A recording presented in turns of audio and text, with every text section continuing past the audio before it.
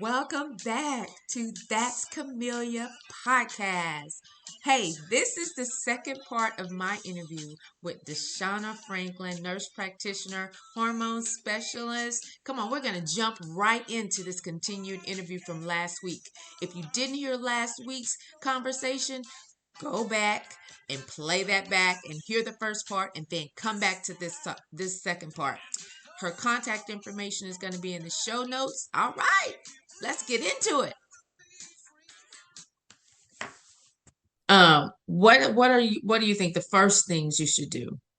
I think the first thing is testing, is finding a provider who is trained in the care for perimenopause and menopause. I think that's really going to be the key because if you can go anywhere, get lab tests ran, but if they specifically are not trained to know what to look for and how to treat it, you may still leave that appointment dissatisfied. You may still not receive the care that you need. And another thing with hormonal testing, and there's a lot of information out there. Some providers are like, you don't need hormone testing.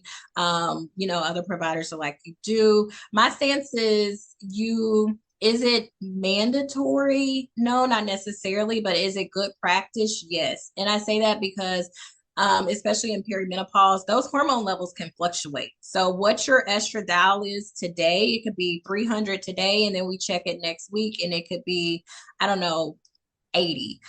It's gonna fluctuate. So if you solely base it off of your lab tests, then you could possibly miss something. So I look at the lab test because I feel like it's just good holistic care. And there Mm-hmm. is a lot of information there. Number one, we're going to establish like your baseline where you are Mm-hmm. right there in that point of time. Yeah. So that whenever we do initiate treatment, we know what that improvement is going to look like. But we're Mm-hmm. also going to look at your symptoms and how you're presenting. And I'm going to put the two together to kind of tell the complete story when I'm formulating a treatment plan for my patient. So that's my approach. So I think the first step is finding a provider who's trained in the care of perimenopause and menopause. And then number two, lab testing, I feel is paramount.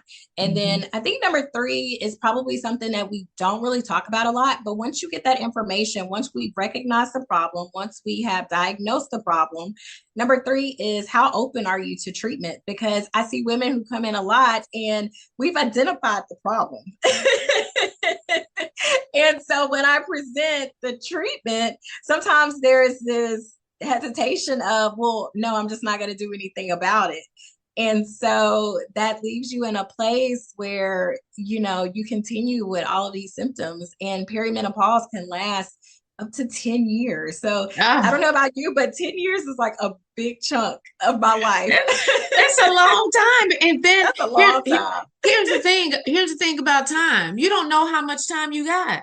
That is No true. one knows how much time you have. That's So true. why, if presented with an opportunity, so the open the treatment is key. Because I, at Yeah. first, when I thought of hormones, I thought of no, hormones might cause cancer because of just Hmm. everything that you provided. So it's key that you said find a provider that actually has that hormonal, background, who understands Hmm. what to look for, because just a normal gyno might not. Right. Might think that, might start treating something else and give you referrals. So that's key. But yeah, being open, so open to treatment. And I Yes. think if you get to where I was like, what do I need to do? And whatever I need to do, let's do that. Cause I'm done with all this other fixing. Cause obviously I don't know what I'm doing. Cause Yes. it's not working. It's not working. So that is Yeah, so huge. yes. And oftentimes I see women who are like you. By the time they come to me, they're fed up. They're just like, I'm tired. Just help me, please. Yeah. Um, but so typically women will try things such as supplements. Mm-hmm. I hear that talked about a lot. diet and exercise, which is still good. I feel like supplements are good. They're supplemental, so they are going to help. Diet and exercise, lifestyle changes is paramount in anything health related. So I definitely recommend that. But for most women, the best treatment option to really get resolution or improvement in their symptoms is going to be some form of hormone replacement therapy. And the only way you know that you need hormone replacement therapy is you have to get it checked. You shouldn't just arbitrarily just start taking all of these other supplements, because if you're taking supplements and you don't even know what the root cause is, right? That's crazy, right? Yeah, that's where I was 2-3 years ago, just crazy, taking all kinds of stuff. I was like, yeah, that's enough. That's enough. But you didn't really know. Did you know like that your body was changing? Like, what did you think in that moment was going on? I had my body was definitely changing. I saw all the signs. I saw the weight gain. I felt the joint pain. And I was just thinking, because I was an avid walker, fast walked and stuff, I thought, okay, I've just, kind of probably walked, overstepped too much, all that, just did too much. That's what I was thinking. But my sister, who's 3 years older than me, she was already telling me, girl, no, you finna go through it like I did, and I was like, nah, that ain't gonna happen. So versus I didn't get the same type of hot flash like she did, like sweat. I just felt this internal heat from chest to head up. And I was just like, oh, wow. You just can't, you just like, where's the fan? Where's the ice? There's some, you can't do nothing with it. So I recognized this, but I didn't know how to cope. And I was just taking these supplements and, Googling and doing all that other stuff, because I did have a gyno who never officially told me you are in perimenopause. Never officially told me. So therefore, I'm thinking maybe it's just weight gain, because I did have weight gain.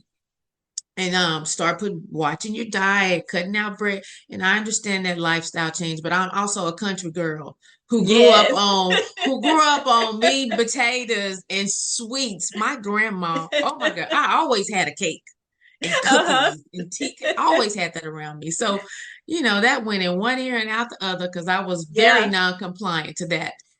But the older I got, I realized this is not going away, Camellia. You just gonna have to. So that's why I said a lot of women probably come at the end and like, okay, I'm done. I can't fix this. I need help.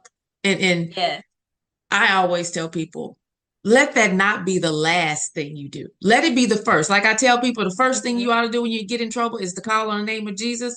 I think the first thing you need to do when you're talking about this is go get your levels checked. That is true. Take action. Right. You have to be willing to take action. And like you said, that was interesting. You said some women come to you and you've laid out their treatment plan for them, and they was like, oh no, I'm not gonna do that. No, something is getting moved around, because I'm getting this done. This is quality of life. Quality of life. And it's not always the cost. Sometimes I think it's typically the fear. It's a lot of like misconceptions of what hormone replacement therapy looks like. People's other experiences, maybe, who have tried HRT and maybe didn't have the best experience. So I think there's a lot of different moving parts that kind of go into play, which I feel is key to really just finding a provider who, is going to work with you to find a plan and a regimen that actually works for you, because we're each so unique in what will work, best for us. But I think a lot of times it's just the fear of the unknown. You don't know what you don't know. And typically women who come have been referred by someone else who had a pleasant experience and was able to speak to how life-changing it was. And typically those benefits come pretty quickly. It typically doesn't take like months or years to see improvement. 1 week. In your symptoms. Yeah. 1 week. 1 week. I was like, oh my gosh. Life returned. It has returned. Yes. Yeah, it doesn't. So you're right. You don't know the fear of the unknown and Hmm. the misinformation that you have out there. But you know Yeah. what? In this day and time, it's what do you want to do about it? And that's probably Yeah. the question that you have. What do you want to do about it? How can I help? How can I Yep. help you? Yeah, yeah. So what about some awareness tips? And I wanted to Uh-huh. bring up in your bio, you talk about PCOS. What Uh-huh. exactly is that? Because I had another lady that asked me about, does it have any myobrim gut or something like that? She was talking about her stomach issues, Okay. and she specifically was targeting the belly, the upper belly we all have, Uh-huh. Yeah. the fupa. Yes. She was trying to say, I don't know how to get rid of it, but it just seems like it just everything sits there. Uh-huh. And I said, well, I don't know if that's part of it. I would just go get checked. That's been my tagline. Just I don't know, but go get checked. Just go Here's get my checked. journey, but go get checked. Yeah, Yeah. that's so true. So PCOS is it's not related to perimenopause and menopause directly. It is Okay. a hormone imbalance in women. Okay. It's typically in those women, they have like higher levels of testosterone. Oh, okay. They insulin resistance, so they have a very hard time losing weight. They are not ovulating on a regular basis, so they may face infertility or Hmm. not having periods. So a lot of times when I meet women who come into my practice and we talk about like their symptoms, some of the most common symptoms that present will be facial hair. So Ah, hair. can't stand it. Ah. Yes. That's a very common occurrence and it starts young, like, in their 20s, then they may Mm. have noticed like more facial hair, inability to lose weight, absence of periods.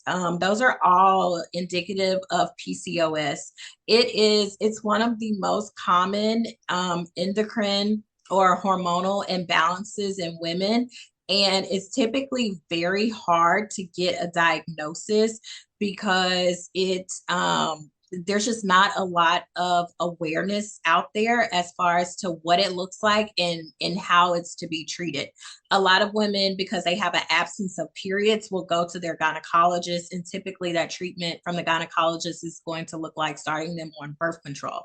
Um, which can help. It can help, for them to have a cycle. It can help to kind of decrease some of the testosterone levels, which can help with like acne and things of that nature. So there's some benefits there, but it's not actually treating like the root cause of what's actually going on, which is typically like a hormonal imbalance. Mm-hmm. Oh, wow. That's a whole nother different issue. Yeah, So it's a completely different issue, girl. yeah, so infertility, because I know there's a lot of women that deal with infertility, and I wonder if Hmm. in having because it's hard to diagnose, I wonder could that be an underlying factor that some of these women are going through? Yeah, it Oh could wow. very well be. Like it's Hmm. definitely something to explore, as a cause for infertility. Okay. All right. Well, Deshauna, what about give me some awareness tips for our audience? We're coming to the end of this.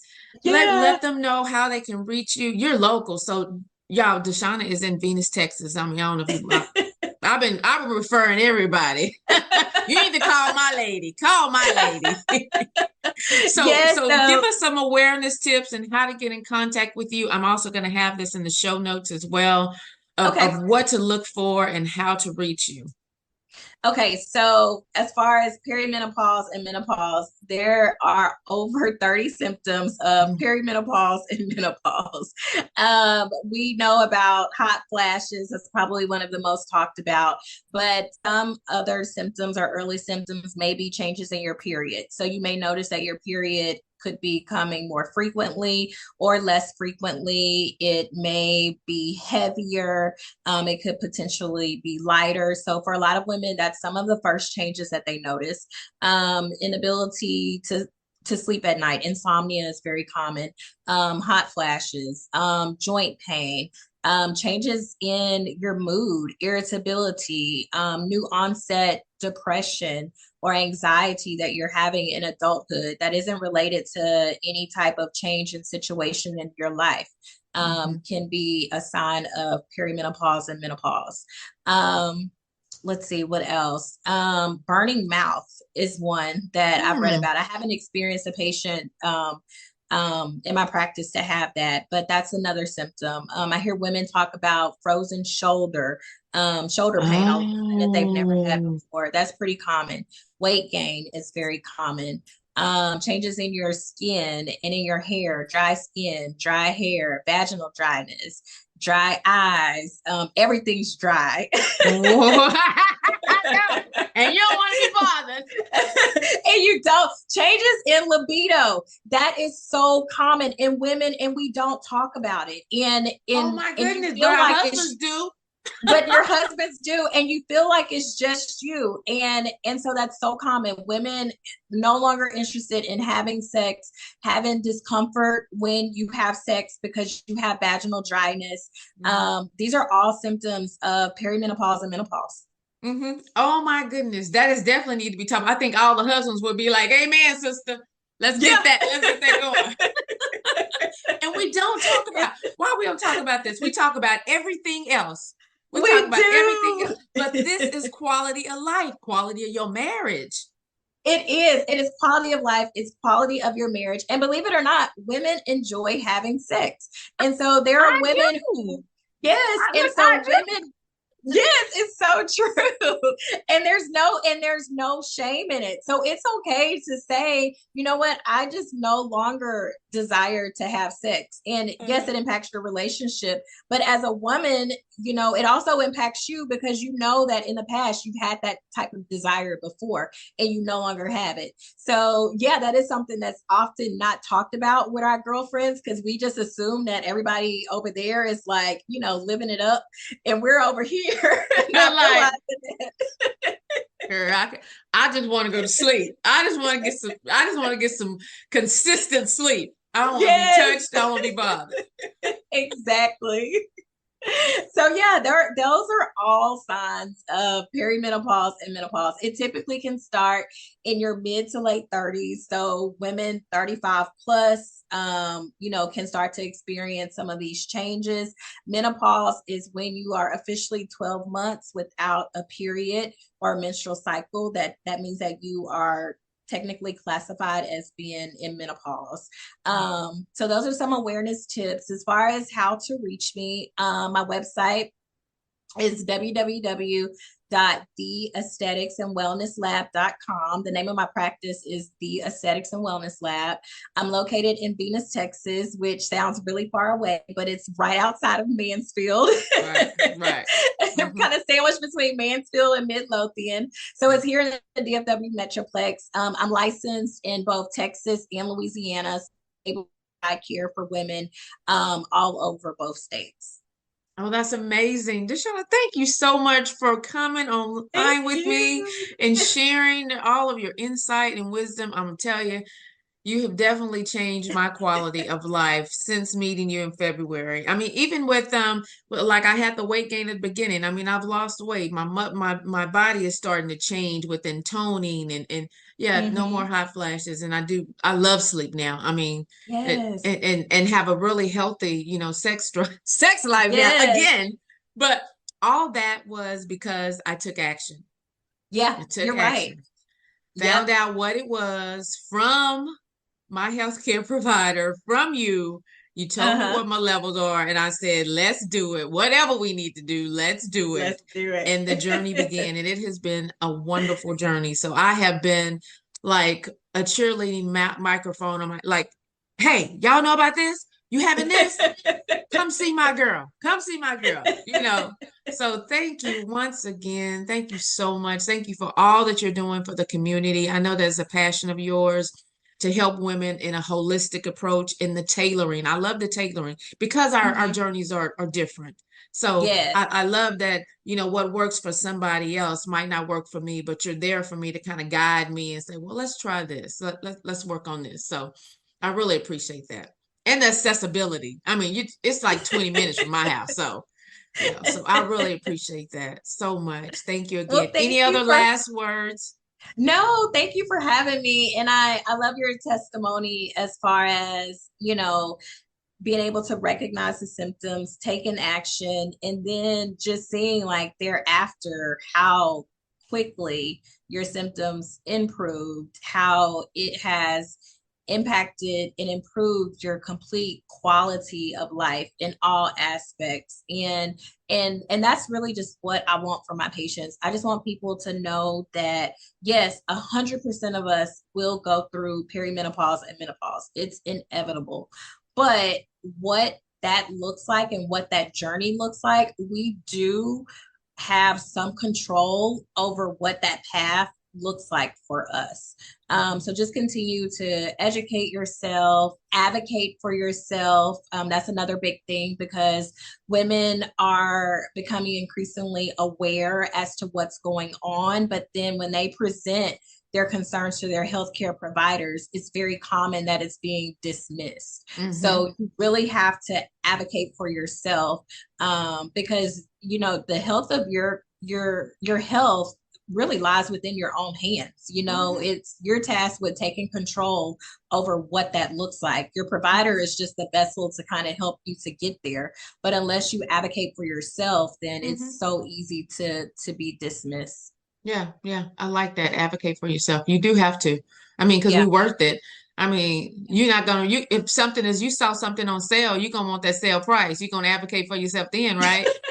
Not to That make is it true. simple, but hey, that's It's where we are. true. Yeah, yeah. It's so true. All right. Well, Dashauna, thank you again so much for being on That's Camellia podcast.